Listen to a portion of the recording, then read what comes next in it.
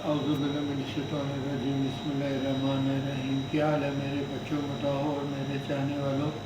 बेटा आज ये जो मैं इंटरव्यू दे रहा हूँ अपना, ये मैं दे रहा हूँ सिर्फ पर पुटाई के रेफरेंस से कि अब जिन्होंने 2023 में शौक़ करना है तो वो अपने कबूतरों के पर खींच रहे हैं। जिन्होंने तो जेठ में पर बाजी लगानी है वो तो अभी पर ना खींचें, पर जिन्होंने चेतर और वसाख में बाजी लगानी है वो तो अब पर खींच दें। तो पर खींचने का तरीका बेटा ये है, मैंने कई दफ़ा इंटरव्यूज़ में लोगों के देखा है जो बड़ा जुल्म कर कर के कबूतरों के ऐसे ऐसे करके पर खींचते हैं। बेटा आपने उन्हों को आराम से पाला होता है, और जब वो कबूतर के आप पर खींचते हैं ना तो कबूतर को तकलीफ़ होती है। तो आप कभी भी उसके दो तीन पर पकड़ के ज़्यादा ना, आपने जब शौक़ करना है तो आराम से करें। एक एक पर पकड़ के उसका ऐसे करके खींचा करें, एक एक पर खींचा करें। अगर आपका टाइम थोड़ा सा ज़्यादा भी लग जाएगा तो कोई बात नहीं बेटा, उनको तकलीफ़ नहीं देनी चाहिए। और एक और चीज़ बेटा कि जब आप कबूतरों के पर खींचते हैं ना, उन्हों को तकलीफ़ होती है, और अमूमन मेरा अपना तजर्बा है कि उन्हों को थोड़ा सा बुखार भी चढ़ जाता है। तो जब उन्हों को ये हो जाता है ना तो उसके बाद जो आप पानी डालें उसमें ब्रूफिन एक और एक ये जो होती है बुखार उतारने वाली डिस्प्रिन, पैरासीटामोल डाल दें या डिस्प्रिन डाल दें, एक ब्रूफिन ज़रूर डालें पानी में, कि उससे उन्हों की दर्द कम होगी। क्योंकि जब आप कबूतरों के पर खींचते हैं ना, एक दिन तक तो वो दाने ही नहीं खाते, उसके बाद वो अपने आप में थोड़ा सा महसूस करती हैं कि हुआ क्या हमारे साथ। बेटा एक तो ये, और दूसरा ये कि मेरे ज़माने में जो उस्ताद शम्स मरूम थे, अल्लाह उनको जन्नत नसीब करे, उस्ताद फ़ियो मरूम अल्लाह उनको जन्नत नसीब करे, खलीफा हनीफ अल्लाह उनको जन्नत नसीब करे, ये जो बड़े बुरे उस्ताद थे, मेरी पार्टी के बड़े जो हेड थे, वो करते होते थे। अब ये आप ध्यान से मैं आपको बता रहा हूँ, आप अपने उस्तादों से पूछ लेना, अगर वो आपको इजाज़त दे तो आप ये करना, नहीं तो आप बेशक ना करना। और अगर आपने ये करना है तो एक दो कबूतरों को करके देखना, आपको पता चलेगा कि इसका फ़ायदा ज़्यादा होता है। जब आप कबूतरों के पर खींचते हैं ना बेटा, जब आप कबूतरों के पर खींचते हैं तो वो उसमें उनके गुट के अंदर, गोश्त के अंदर छोटा सा एक सुराख हो जाता है। क्योंकि जब आप पर खींचते हैं तो वो सुराख हो जाता है। कई दफ़ा अगर वो पर ताज़ा आया हो तो उसमें से खून निकलना भी शुरू हो जाता है। मेरे बुज़ुर्ग जो थे वो करते होते थे कि पास अपने सरसों के तेल रखते होते थे।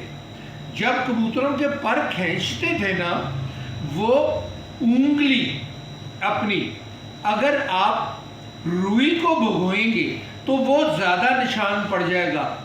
उंगली भगो के अपनी, वो जहाँ पे पर खींचे होते थे ना, उसके ऊपर सरसों के तेल से एक दफ़ा दो दफ़ा ऐसे करके लगा दिया करते थे कि वो जो जगह है ना वो नरम हो जाए, उसके बाद जो पर है ना वो अच्छा निकले। और कई दफ़ा ऐसा होता है कि जो पर जल जाता है, जिसको हम कहते हैं कि पर सड़ गया, वो छोटा पर रह जाता है, उसके बाद वो आपको खींचना पड़ता है।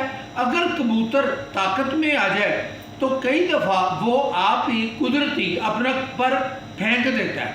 तो उस पर आप अगर सरसों का तेल लगाएंगे तो बहुत जल्दी पर आएगा और वो सारे परों के साथ ही आ जाएगा बेटा। ये सरसों के तेल की मैंने आपको ये बात बता रहा हूँ। और दूसरी एक और चीज़ मैंने आपको कई दफ़ा पुराने अपने इंटरव्यूज़ में बताई हुई है बेटा, जब आप कबूतर के पर खींचते हैं एक दो दिन तो वो दाना खाता नहीं है, उसके बाद वो जब दाना खाना शुरू करता है उसको दाना थोड़ा डालें, एकदम इतना ज़्यादा दाना ना डालें। اور اس کے بعد جو سب سے اچھی چیز میرے بزرگوں کی ہے وہ فارمولہ میں آپ کو بتاتا ہوں. میں نے کئی دفعہ پہلے آپ لوگوں کو بتایا بھی ہوا ہے, پر نیو کمرز جو وہ نہیں آتے, تو یہ جو میرا آج کا انٹرویو ہے اس کا ٹائٹل بھی میں گھر جا کے بتا دوں گا. پر پٹائی اس کا ٹائٹل ہے.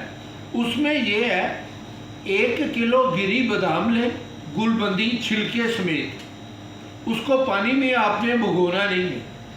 آدھا کلو چاروں مغز اور آدھا چھٹینک کالی مرچ, یہ تینوں چیزیں آپ گرائنڈر میں گرائنڈ کر لیں. اس کے بعد آپ روٹی پکائیں اور روٹی میں پکا کے کچی پکی اس کے 3 چمچے یا 4 چمچے وہ ڈال کے اس کے بھورے کر کے آپ کبوتروں کو ڈالیں. اس سے بیٹا کبوتروں کے پر بھی اچھی آئیں گے, خوراک بھی اچھی جائے گی اور کندہ چڑھے گا بھی نہیں. اور جب آپ کبوتروں کو باہر چھوڑیں گے نا تو کئی دفعہ ہوتا ہے کہ پہلے دن ہی کبوتر اڑتا ہے تو وہ آسمان چلا جاتا ہے تو آتا نہیں. تو اس میں یہ ہے بیٹا کہ کبوتر آپ کا اگر اڑے گا آسمان جائے گا تو وہ گرے گا نہیں اور اس کا کندہ نہیں چڑھے گا. اور جب آپ کبوتروں کے پر کھینچتے ہیں تو بیٹا مادیے نر آپ اکٹھے رکھیں شروع میں, تو ان کو الگ الگ نہ کریں. پر جب آپ دیکھتے ہیں کہ کبوتروں کے اتنے چپو نکل آئے ہیں اور کبوتر تھوڑا سا ہل جل کر رہے ہیں تو تب آپ انہوں کو چیک کر کے مادیوں کو الگ کر دیں اور نروں کو الگ کر دیں. اور انہوں کو نہلائیں, بالکل نہ نہلائیں تب جب کبوتروں کے پر بڑے ہو جائیں. اور ایک اور چیز بیٹا, جنہوں نے کبوتر بازوں نے کبوتروں کی دمیں کاٹی ہوئی ہیں انہوں کے لیے تو کبوتر کی دم کے پر کھینچنے لازمی ہیں. پر جنہوں نے دمیں نہیں کاٹی ہوئی, دمیں ویسے ہی رکھی ہوئی ہیں اور وہ بھی دموں کے پر کھینچنا چاہتے ہیں, تو میرا مشورہ آپ لوگوں کو یہ ہے کہ دم کے آپ پر دیکھ لیں. 12 تو پر ہیں, کون سی اتنے زیادہ ہیں. جو پر بہت زیادہ گندا ہوا ہے یا جو پر گھس گیا ہوا ہے آپ وہ پر کھینچیں, ساری کی ساری دم نہ کھینچیں. کیونکہ جب آپ دم کھینچتے ہیں نا بیٹا تو دم کے پر سلائٹلی سوتر 2 سوتر لمبے ہو جاتے ہیں پہلے سے. اور جس کبوتر کی بھی آپ 3 دفعہ یا 4 دفعہ, اب تو آج کل تو اتفاقاً 3-4 دفعہ پٹائی میں کبوتر آتا ہی نہیں ہے, پر اگر کسی کا کوئی کبوتر آ جائے تو دیکھا گیا کہ اس کی دم زیادہ پروں سے لمبی ہو جاتی ہے. اور زیادہ لمبی دم ہو جائے تو بیٹا وہ پھر کبوتر اپنی اڑار اتنی نہیں دے سکتا. تو یہ میرا آپ کا مشورہ ہے بیٹا. اور میرا موبائل نمبر یہی ہے, میرے لیے دعا کیا کریں بیٹا. خدا حافظ. بس بند کر.